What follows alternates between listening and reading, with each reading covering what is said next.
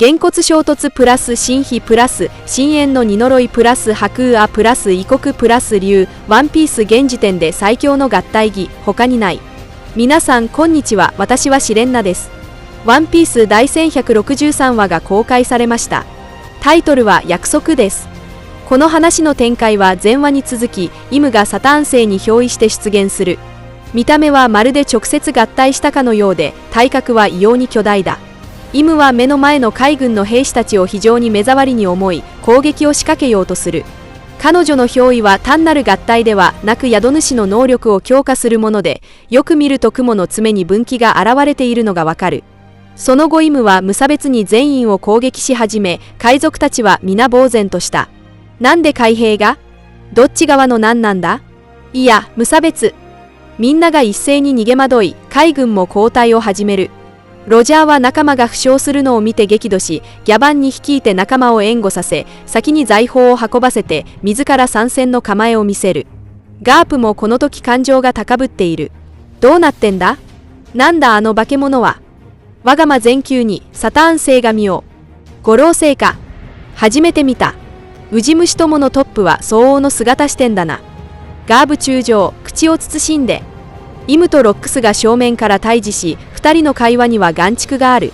おい、ドブネズミの王。俺を殺しに来たんだろ。お前だったとは、デイビ・ジョーンズ。人違いだ、俺はそいつと会ったこともねえ。しかし、約束は果たされるべきだ。だから消すのだ。お前たちを歴史から。ムーの世界はある。お前の世界じゃねえよ。ロックスが言及した約束は意味深長で、イムは約束を破った側のように見え、それゆえに全ての抵抗者を歴史から抹消しようとしているようだ。続いてロックスとイムは激しい戦闘に突入し、ガープは戦場に接近して援護を試みるが明らかにイムに向かっている。海軍の兵士たちはそれを見て非常に緊張する。カメラは海賊側へ移る。海軍は海賊が財宝を奪うのを必死に阻止している一方で、ジョンの部下たちは密かに財宝を搬出し終えていた。続いてジョン本人が一声さらばロックス海賊団と叫び、正式に裏切りを宣言する。その同時刻、ドラゴンはシャンクスを抱えて森をかけ、岸に到達しようとしたところで突如として発生した磁力に強制的に引き戻される。海賊たちの財宝、ギャバンの斧などあらゆる物品が強大な磁力に巻き上げられていく。ジョンは暴悪磁気という技を繰り出し、周囲の財宝を大規模に吸い寄せている。海賊たちはこれがジョン船長の直々の実の能力だと叫ぶ。ロジャーは周囲の干渉を無視して前進を続ける。ガンズイはボムの実の力を発動させ、空蛇の赤砲と名付けた爆弾を投げつけジョンに直撃させる。激しい爆発によりジョンは破れ、磁力は消散し、ドラゴンとシャンクスは宙から落下する。シキはガンズイに対してなぜジョンを攻撃したのか問いただすが、ガンズイは真相を明かす。ジョンはそもそも彼らと財宝を分け合う気などなく、単に一つの宝箱だけで10億ベリーの価値があるのだと。ガンズイは低くささやく、全部独り占めにしたいと言い、すぐさま式の背後から奇襲をかける。こうしてロックス海賊団内の内紛が正式に幕を開けた。カメラはガープ側に移り、海兵たちは必死に五老星へ突入しようとするガープを阻止している。ダメです、ガープ中将。政府の最高権力者であらせられ。あの害虫が？カイドウはロックスに戦いを申し入れ、自分も参戦したい意思を示す。そこでリンリンが背後から突進してきて、なんとカイドウの命を狙う。6人の強者がついに集結し、それぞれの看板必殺技を繰り出して合体攻撃を放つ。ワンピースこれまでで最も衝撃的な合体技がここに誕生。げんこつ衝突プラス神秘プラス深淵の二呪いプラス白雨プラス異国プラス竜。この一撃に耐えうるのは赤い土の大陸を除けばおそらくイムだけだ。伝説の怠惰の王である彼女の句は叩き砕かれてボロボロになっても意識は消えない。突如覇王色の覇気が激しく爆発し、ゴッドバレー一帯を巻き込み、多くの海兵がその一撃で気絶する。レイリーは芍薬や仲間たちを守りつつ撤退し、地面に散らばった財宝を拾うように促す。ドラゴンはその衝撃を必死で受け止めるが、抱えていたシャンクスがいつの間にか腐った木片に変わっているのを見つける。一方、ドラゴンと離れ離れになったシャンクスもイムの衝撃を受け止めていた。彼は宝箱の中の財宝に気を取られ、箱の中に入ってしまう。その時イムの黒い影が回復を始め、ロックスに向けて威嚇を放つ。見えたぞ、ススクの森を走っている。ここでイムは直接ロックスの妻子の名を挙げてはいないが、ロックスはその含意を明らかに理解した。他の因縁深い者たちは傍らで口論を続けている。食ったものは吐けねえ。じゃあ金だ。俺の一撃で十分だっつた。俺だろ。ロックスは瞬時に緊張する。おい、お前まさか。新しいデイビー、女と子供、必死に生きようとしてる。解き放ってはならぬ有害な命。やめろ、何する気だ。ロックスは刀を振り、イムを断片へと切り裂く。だが、イムは突然にほんの黒いトゲを伸ばしてロックスを貫いた。直接の致命傷には至らなかった。ムーは何もせぬ。なんだこりや、お痛くもかゆくも。主屋が一族を根絶せよ。妻と子を惨殺せよ。ああ？バカかそんなこと。その直後、イムは公衆の面前で黒天支配を発動する。ロックスは苦痛の表情を浮かべ、牙が徐々に生え始める。一方、エリスとティーチは森の中を必死に逃げている。また、ロックス自身は妻子に関する重大な変更を受けて感情が崩壊し、戦闘で弱点を晒してしまった可能性があります。その隙をついてイムは黒天支配をロックスに使ったのかもしれません。結果としてロックスも悪魔化し、島の残る海賊たちに対して無差別な攻撃を仕掛けた。ロックス本人の元々の強大な実力にマカによる倍増が加わって、彼はロジャーが生涯で遭遇した中でも最強級の相手となったのでしょう。最終的にロジャーとガープが協力してロックスを討ち取り、ロックスはマカによる寿命消耗で生き絶えた。という筋書きです。ロックス海賊団はその後瓦解し、これは後に戦国が海軍での教えに織り込んだ結論とも符合します。振り返れば、戦国はまさに言葉の達人で、言っていることは事実で結果も正しかったが、その背後にあった過程は想像以上に邪悪で血生臭かったということになります。ロックスがロジャーとガープに撃たれた後、イムはさらに大技を放ち、島の海賊を一掃しようとした可能性があります。各勢力は混乱の中でゴッドバレーから逃亡しました。カイドウは清流の姿になって飛び去ることができたし、バーソロミュークマたちはニキュニキュの実の能力で転送したのかもしれません。ここで注目すべきはシキです。もともと劇場版の登場人物であったシキは、最近の回想での出番が増え、オダはハレーでこのキャラクターを生死に昇格させました。これは彼のふわふわの実の能力を生かす狙いがあるのでしょう。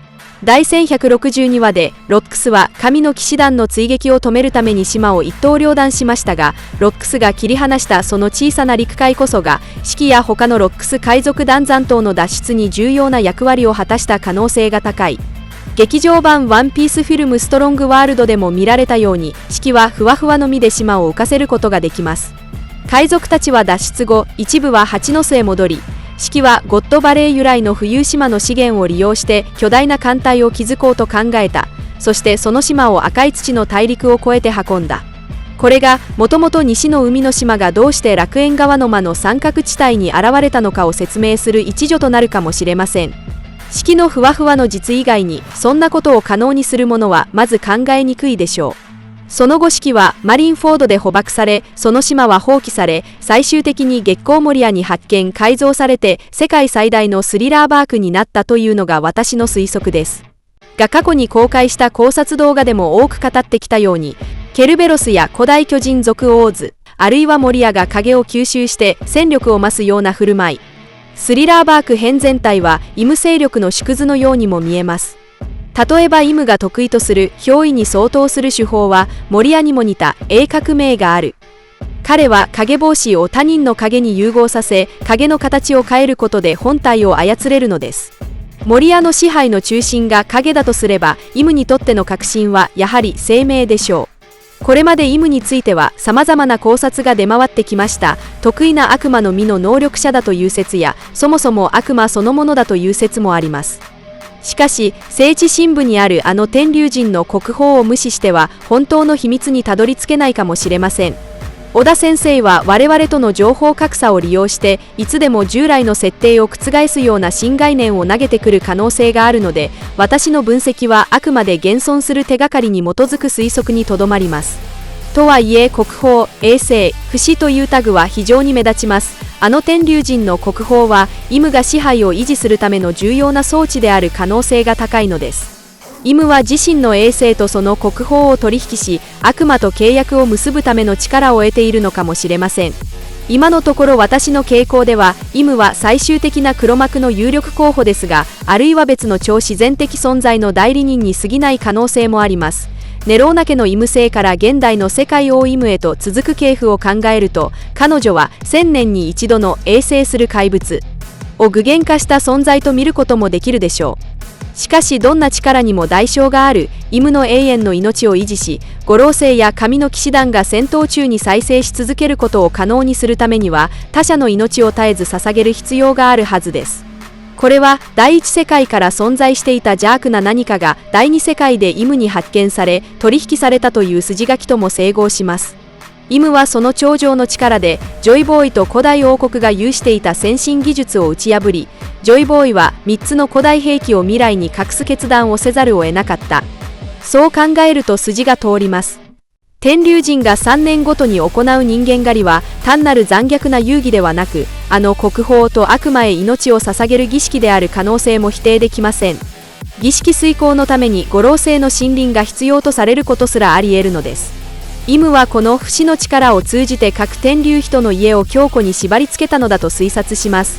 イムは力を共有し、彼らは権力だけでなく世界で好き勝手に振る舞える暴力的資本を獲得した。その代償として五老星や神の騎士団などの中核戦力の生命そのものがイムに結びつけられ、絶対的に従属することを強いられている。世界の現状が維持される限り、イムは権力の頂点に居続けられる。一方でロックスらが代表する D の一族は旧秩序に挑戦を続けている。真実を追い求める者がいる限り、イムが必死で隠してきた秘密はいつか暴かれるだろうし、第二世界で始まった未完の戦いは再び火蓋を切ることになる。私はそう考えます。この長きにわたる争いは自由と支配という思想の根本的対立に由来し、神典における半月の任と満月の任という2つの陣営の衝突にも通じています。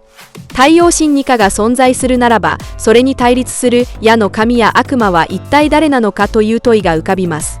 ロジャーのあいつはまだまだ無知だという嘆きは実に真実をついた一言です。ロックスが生前に欲していた2つの悪魔の実についても、彼の最後の瞬間にその答えが明かされる可能性が高いと私は予感しています。そしてロジャーはこの戦いを通して自分のこれまでの冒険の浅さを知り、偉大なる航路と世界の究極的な秘密を探す新たな旅へと踏み出すのではないでしょうか。以上が今回の動画の内容です。最後までご視聴いただき本当にありがとうございます。もしワンピース漫画の熱心なファンであれば、ぜひ私のチャンネルを登録してください。皆さんの応援が私の動画制作の最大の原動力です。それではまた次回をお会いしましょう。